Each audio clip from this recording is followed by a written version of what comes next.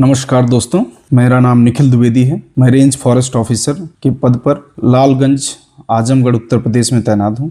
जैसा कि ACF RFO mains का पेपर जुलाई में प्रस्तावित है, तो मुझे पता है आप सब लोग जोरों से लगे होंगे। तो मुझे लगा कि कहीं न कहीं हम उस रास्ते से निकल के आए हैं, तो हमें भी आप लोग को कुछ थोड़ा बहुत इनपुट प्रदान करना चाहिए, जिससे कि आपकी तैयारी में थोड़ा सा और शार्पनेस आ जाए। सीधे मुद्दे पे आते हैं कि क्या क्या चीज़ें पढ़नी है, क्या क्या छोड़नी है, कैसे करना है। तो इसमें होता क्या है कि जैसे UPPCS का जो प्रॉपर जो मेंस होता है, जो सिविल सर्विसेज का होता है, तो उसका मेंस और इसके मेंस में थोड़ा सा डिफरेंस होता है। जैसे इसमें पेपर कितने होते हैं, इसमें पेपर होते हैं टोटल 7। एक पेपर होता है हिंदी और एस्से। हिंदी एस्से इसमें एक पेपर में मिक्स होता है। नॉर्मल में हम लोग देखते हैं तो अलग अलग पेपर होता है इसमें। उसका दूसरा पेपर क्या होता है? दूसरा पेपर होता है GS1 ऑब्जेक्टिव, तीसरा पेपर GS2 ऑब्जेक्टिव। फिर क्या होगा, आपका 2 ऑप्शनल पेपर रहेगा। 2 ऑप्शनल पेपर में उन दोनों ऑप्शनल पेपर के 2-2 पेपर होंगे। तो मतलब हो गए टोटल हमारे 1 + 2 + 4 7 पेपर हो गए। 7 पेपर हो गए, इसका मतलब अब हमारे पास, और प्रत्येक जो पेपर है वो 200 नंबर का, तो टोटल हो गए 7 × 200 1400 नंबर का आपका पूरा एग्जाम है। अब शुरुआत करते हैं हिंदी और एस्से से। हिंदी एस्से की तैयारी जैसे आपने नॉर्मल UPPCS मेंस के पेपर में के लिए की थी, वही करनी है। कुछ चीज़ें इसमें अलग हैं, जैसे कि आप संधि विच्छेद नहीं पढ़ते हैं इसमें आपको संधि विच्छेद भी पढ़ना पड़ेगा, पर्यायवाची, समास विग्रह और यूपी की कुछ प्रमुख बोलियां हैं। बस आपको 3-4 चीज़ें एक्स्ट्रा करना, और याद रखिए कि इसके क्वेश्चन जरूर आते हैं, क्योंकि ये जो है आपको उससे थोड़ा अलग करता है। और नॉर्मल जैसे आप पत्र लेखन करते हैं, उसमें विलोम होता है, लोकोक्तियाँ होती हैं, ये सारी चीज़ें जो हैं आपको उसमें तैयारी में करनी पड़े। और एस्से जो होता है, इसमें 2 एस्से लिखना होगा और 700 वर्ड लिमिट होती है। तो आपको ये सब चीज़ें आपको फर्स्ट पेपर में करना है, हिंदी और एस्से में।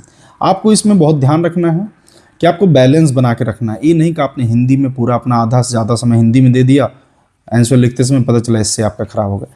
तो उसके लिए आपको शुरू से थोड़ी प्रैक्टिस करनी पड़ेगी। एस्से आपको पता है UPPCS में नॉर्मल है, आपको कुछ टॉपिक पिछले 3-4 साल के टॉपिक उठाइए, उसको शॉर्टलिस्ट करिए। आपको 2-3 मतलब एक जैसे टॉपिक, एक जो सेक्शन होता है उसके 2-3 एस्से तैयार कर लीजिए, दूसरे सेक्शन के लिए 2-3 एस्से, उसी से आपका काम हो जाता है। तो आपका पहला हिंदी और एस्से होगा। फिर बात आती है GS1 और GS2। मैं आपको ये बताना चाहता हूँ कि आपकी जो सिलेक्शन की गारंटी है वो GS1 और 2 से आती है। सबसे महत्वपूर्ण बात क्या है कि इसमें आपकी स्किल्स का प्रदर्शन, जैसे आंसर राइटिंग होता है उसमें स्किल देखी जाती है, आपने कैसा इंट्रो लिखा, कंक्लूजन लिखा। इसमें केवल ऑब्जेक्टिव क्वेश्चन होता है, और 200 नंबर का पहला पेपर, 200 नंबर का दूसरा। तो अभी क्या है कि हमको कुछ अलग नहीं पढ़ना है। जैसे UPPCS प्रीलिम्स की तैयारी हमने की है, वैसे इसकी की जाती है जैसे आपने कहीं अलग अलग स्रोतों से की है। तो पहले हम बात करते हैं GS1 में क्या है, फिर हम बात करते हैं GS2 में क्या है। GS1 में history, culture, environment, geography, current, agriculture, UP specific. आपको एक काम करना पड़ेगा। सबसे पहले इसके 3 साल के पेपर, जैसे जब इसका पेपर हुआ है, 17 में हुआ है, 18 में हुआ, 19 में हुआ है, 21 में, आप इसके पुराने पेपर निकालिए। उससे आपको एक आइडिया लगेगा कि पेपर कैसे आते हैं। फिर मेरा मानना रहेगा जैसे आप PCS प्रीलिम्स की तैयारी करते हैं, पूर्वावलोकन, घटना चक्र का करते हैं, तो उससे आप अच्छे से 2-3 रिवीजन कर लीजिए, तो आपका GS1 का पोर्शन सॉलिड हो जाएगा। और मेरा मानना है कि आपको 200 नंबर में मिनिमम आपको बहुत अच्छा प्रदर्शन करके 150-160 तक ले जाकर रोकना है। 160 तक अगर आप, चूँकि ये जो आप एज निकालेंगे, आपका कहीं ना कहीं आगे जो मैं पेपर बताऊंगा उसमें अगर थोड़ा बहुत ऊंच नीच हुआ तो मैनेज हो जाएगा। और इसको आप बहुत अच्छे से पढ़े हुए हैं, बहुत अच्छे से जानते हैं, चूँकि आप तैयारी में लगातार हैं। आपने UPPCS प्रीलिम्स का एग्जाम निकाला है, ACF RF होगा, इट मीन्स कि आपकी प्रीलिम्स की तैयारी अच्छी है काफ़ी। इसीलिए आप उन लोगों से भी आगे निकलें जो नॉर्मल सिविल सर्विस, जो इसका नॉर्मल जो होता है रेगुलर, उसका प्रीलिम्स से ऊपर आए हैं। ये हो गया GS1 का। GS2 में पॉलिटी, इकोनॉमी, जनरल साइंस। अब 2 चीज़ और है, जनरल मेंटल एबिलिटी और स्टैटिक्स एनालिसिस, ग्राफ और डायग्राम। महत्वपूर्ण बात यह है कि इसमें जो स्टैटिस्टिक्स होता है, स्टैटिस्टिक्स पे आपको ध्यान देना पड़ेगा। इसके लिए कुछ भी एक्स्ट्रा नहीं करना है, आपको पिछले 3-4 साल पेपर निकालिए। आप अगर थोड़ा बहुत साइंस बैकग्राउंड के रहे हैं तो आप जो 10th और 12th के आसपास जो भी स्टैटिस्टिक्स का थोड़ा बहुत पढ़ा था, उसी से आपका काम हो जाएगा। एक बार होता है ना कि पुरानी चीज़ें एक बार रिवाइज करनी पड़ेंगी, तो एक बार अगर आप रिवाइज कर लेते हैं तो आपको समस्या ऐसी स्टैटिस्टिक्स में नहीं है। और मेरा मानना है कि ये जो है पूरा जैसे होता है ना कि थोड़ी सी मेहनत मैथ में कर ली जाती है, तो जब आंसर आता है तो ऑप्शन में दिख जाता है, देखिए मेरा आंसर आया। तो ऐसे आपको स्टैटिस्टिक्स में बहुत ध्यान देना है, कम मेहनत पे ज़्यादा अच्छा नंबर मिलता है। तो थोड़ा सा आपको जब जितना दिन एग्जाम बचा है, आपको डेली 1 घंटा 2 घंटा कुछ टाइम आप उसमें आपको करना चाहिए। जनरल मेंटल एबिलिटी, आप सीसेट का पेपर देते हैं, आप उसकी उसी हिसाब से आप तैयारी करते हैं, लेकिन वो आपको पासिंग के लिए होता है, आपको नंबर बढ़ाने के लिए चाहिए। इसलिए आपको इसको प्रॉपर अच्छे तरीके से पुराने ईयर्स के पेपर देख के, मैं बोल रहा हूँ कि आपको एक्स्ट्रा एफर्ट बहुत नहीं करने, इसमें जो भी करने हैं सॉलिड तरीके से करने हैं। प्रीवियस ईयर के क्वेश्चन उठाइए, पैटर्न लगभग सेम रहता है, आपको बहुत एक्स्ट्रा कोई चीज़ें करने की जरूरत नहीं, उसी से आपका काम GS2 का हो जाएगा। इसमें भी आपको 150 के ऊपर नंबर लाने हैं, ये आपका टारगेट होना चाहिए। और उसका रीज़न क्या है कि आपकी इसकी तैयारी बहुत अच्छी है, क्योंकि आपने प्रीलिम्स में इसको ऑब्जेक्टिव ही था, उसको आपने क्रैक किया। अब बात आती है जो चीज़ें इसको अलग करती हैं, जो चीज़ें अलग करती हैं उसमें कैसे हैं कि इसमें 2 पेपर होंगे, दोनों ऑप्शनल पेपर के आपके 2-2 पेपर, तो मतलब आपके कितने हो गए 4 पेपर, और 4 पेपर 200 नंबर 800 नंबर। आप समझिए 800 नंबर आपके क्रीम नंबर हैं। और इसमें क्या होता है ना, आदमी ऑप्शनल पेपर सोचता है तो उसको लगता है बहुत डीप डेप्थ लेना है, कुछ नहीं करना है, बहुत डेप्थ नहीं जाना है। आपको सबसे पहला काम करना है, अगर मेरा मानेंगे, आपको कुछ नहीं करना, पहले तो आपको सिलेबस निकाल लीजिए, जो भी आपके ऑप्शनल पेपर हैं। मोस्टली जो ऑप्शनल पेपर लोग लेते हैं इसमें फॉरेस्ट्री, इन्वायरमेंटल साइंस, या फिर सबका अपना, किसी का अगर एग्रीकल्चर बढ़ गया एग्रीकल्चर लेते हैं। मेरा ऑप्शनल पेपर इन्वायरमेंटल साइंस और मैथमेटिक्स था, क्योंकि मेरा ऑप्शनल जो है UPSC में भी मैथ ही था, तो मैंने मैथ से ही इसको दिया था। तो मैं कहना चाहूँगा कि सबसे पहले इसमें आपको जो भी चीज़ का आपका ऑप्शनल पेपर सेलेक्ट करना है, पहले उसका सिलेबस निकालिए। सिलेबस का एक एक जो वो है वर्ड है, आप उसको अच्छे से पढ़ लीजिए। मैं आपको बोलता हूँ अगर वो अच्छे से याद रहेगा तो इसका आपका 30% से ऊपर का काम हो जाएगा, पहली चीज़। दूसरी चीज़, आपको प्रीवियस ईयर के क्वेश्चन निकाल लीजिए।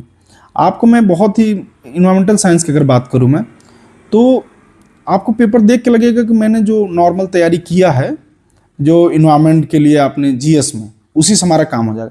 पहले तो हम देते हैं कि इसके पेपर का पैटर्न क्या होता है, मतलब क्वेश्चन कैसे होते हैं। इसमें टोटल होते हैं 8 क्वेश्चन, 2 सेक्शन होते हैं, 4 क्वेश्चन एक सेक्शन में, 4 क्वेश्चन दूसरे। पहला क्वेश्चन और 5वां क्वेश्चन दूसरे सेक्शन का पहला, इस सेक्शन में ये 2 क्वेश्चन कंपलसरी होते हैं। बचे कितने, बचे कुछ 6 क्वेश्चन। अब 6 क्वेश्चन में से हमको कितने अटेम्प्ट करने होते हैं, टोटल 3 क्वेश्चन और अटेंड करने होते हैं। और 3 क्वेश्चन अटेंड करने हैं, उसमें से एक सेक्शन में से आपको 1 क्वेश्चन और कंपलसरी करना है। इसका मतलब कि आपको एक सेक्शन से आप 2 कर सकते हैं, दूसरे से 3 कर सकते हैं। तो टोटल आपके 5 क्वेश्चन हो गए। 5 क्वेश्चन हो गए तो इसके बेसिस पे आपका एक पेपर हो जाता है। ऐसे ही आपका दूसरा पेपर होगा। तो आपको क्या है, पहला और 5वां क्वेश्चन जो होता है मोस्टली वो जैसे किसी चीज़ पे होता है कि नोट लिखिए, टिप्पणी लिखिए, इस टाइप का रहता है। तो वो आपको बहुत बेसिक्स जो होती हैं, जैसे इकोटोन के बारे में, इकोटोन बोल दिया लिख दीजिए, या फिर ट्रांजिशन जोन जो होता है, या बायोस्फीयर हो गया उसके बारे में बोल दिया। तो बहुत ही छोटी छोटी चीज़ें जो हम लोग नॉर्मल तैयारी में पढ़ते हैं, उसी की बेसिस पर मैं आपको गारंटी देता हूँ कि अगर आप जो भी ऑप्शनल लिए हैं, उस ऑप्शनल को अगर आप लीजिए और प्रॉपर तरीके से उसके प्रीवियस ईयर के क्वेश्चन देखिए, तो उससे आपको बहुत अच्छा कॉन्फिडेंस आएगा। अगला स्टेप क्या करना है, अगला स्टेप ये करना है कि हमको वहाँ से प्रीवियस ईयर के क्वेश्चन के 3 साल के, आप लीजिए 17 शुरू कर लीजिए, 17, 18 और इधर 19 का और एक, आप कुछ मत करिए, आपके पास जुलाई तक का समय है, बहुत समय है। उठाइए प्रीवियस ईयर के क्वेश्चन पेपर, उसका मॉडल आंसर तैयार करिए।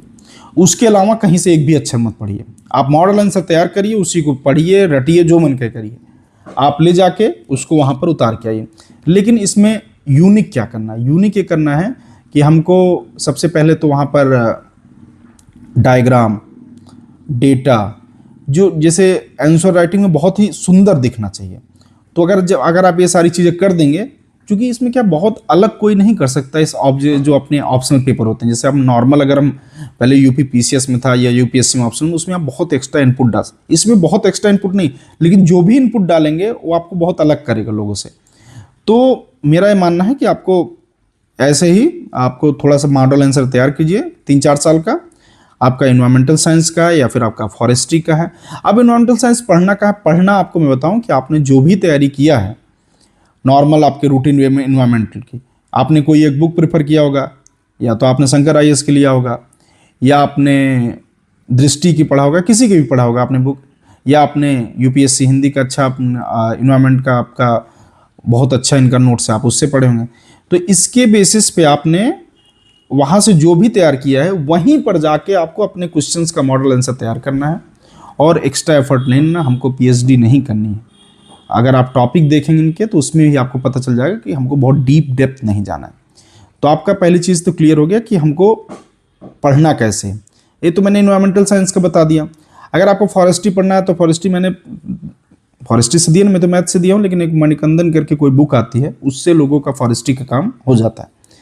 तो आपका जो भी चीज़ें हैं बहुत ही क्रिस्पी मटेरियल आपको तैयार करना है, आपको बहुत ही डीप नहीं ना। हाँ, करंट अफेयर्स में इन्वायरमेंट के जो भी चीज़ें चल रही हैं आप उसको कोशिश से करिए। जैसे हम लोग डिस्कस कर रहे थे कि इन्वायरमेंटल साइंस में करंट अफेयर्स में क्या करेंगे, करंट अफेयर्स के टॉपिक स्पेसिफिकली उन्होंने नहीं पूछते हैं कि हमको ऐसा, लेकिन क्या है कि अगर हम जो भी करंट अफेयर्स की चीज़ें चल रही इन्वायरमेंट में, whether about pollution, environmental degradation, climate change, इन सब टॉपिक पे जो करंट में कोई भी रिपोर्ट आई है या सरकार की तरफ से कोई इनिशिएटिव है, तो उसको आप जरूर आप अलग से मेंशन करके करेंगे तो आपका आंसर जो है इनरिच हो जाएगा, इनहेंस हो जाएगा।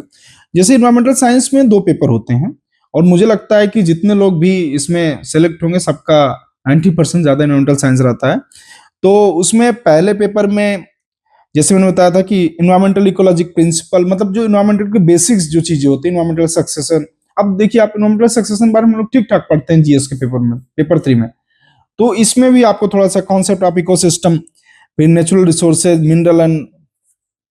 मिनरल्स के बारे में, ये पेपर 1 में हो जाएगा। पेपर 2 में mostly depend on environmental disruption के बारे में बात होती है, पॉल्यूशन के बारे में बात होती है, इन्वायरमेंटल एथिक्स के बारे में होती है, इन्वायरमेंटल मैनेजमेंट के बारे में बात होती है, सरकार की तरफ से जो इनिशिएटिव है उसके बारे में बात होती है, करंट अफेयर्स के बारे में बात होती है इन्वायरमेंट से रिलेटेड। ये जो मोस्टली मोटा मोटा टॉपिक है ये हो गया। तो इसमें मैंने पहले बता दिया था आपको तैयारी कैसे करना है, नोट्स वगैरह में बता दिया।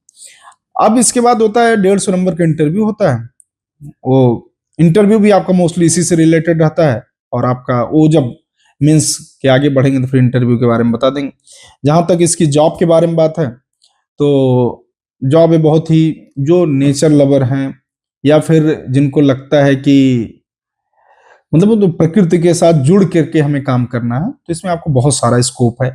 आपको शहर में रहना है तो आपको सोशल फॉरेस्ट्री में जा सकते हैं, आपको जंगल में काम करना है, वाइल्ड लाइफ के साथ काम करना है, तो उसकी बहुत एम्पल ऑफ अपॉर्चुनिटी यहाँ पर है। उसके साथ में इसमें आपको पता है कि आपको वर्दी भी रहती है, वर्दी के साथ आपको नौकरी करनी होगी। आपको मतलब बहुत अच्छी आपके पास पावर है कि इसमें आपके पास वर्दी के साथ में लोगों से कनेक्ट होने के लिए सोशल फॉरेस्ट्री है, जहां पर आप लोगों से कनेक्ट हो सकते हैं बहुत अच्छे से। जीव जंतु की सेवा करना है उसके लिए बहुत अपॉर्चुनिटी है। उसके अलावा सोशल मतलब रिकग्निशन भी है इसकी है। और ब्रेक, और जो सबसे महत्वपूर्ण बात है इसकी, वो आपको मैं बताना चाहूंगा, इसकी जो ट्रेनिंग होती है, इसकी ट्रेनिंग होती है 18 मंथ की। और सबसे बड़ी चीज कि आपको यूपी के बाहर ही इसकी ट्रेनिंग होगी, और ठीक ठाक इनके जो हमारे आठ इंस्टीट्यूट है इंडिया में जहां पर इसकी ट्रेनिंग होती है। वो क्या बोलते हैं, डिपार्टमेंट ऑफ फॉरेस्ट, जो डीएफई है वहां का, देहरादून को वो कंडक्ट कराती है। उसकी ट्रेनिंग बहुत ही खूबसूरत होती है, आपको जंगलों में ले जाएगा, पहाड़ों में ले जाया जाएगा। इसके साथ में आपको फिजिकल फिटनेस बहुत अच्छी हो जाएगी। इंडिया का कोई कोना नहीं बचेगा जहां आप नहीं घूमेंगे। और उसके साथ में आप फॉरेस्ट से रिलेटेड, एनवायरमेंट से बहुत सारी चीजों को सीखेंगे भी, मतलब बहुत इंजॉय करेंगे आप इस नौकरी को, इसकी ट्रेनिंग को।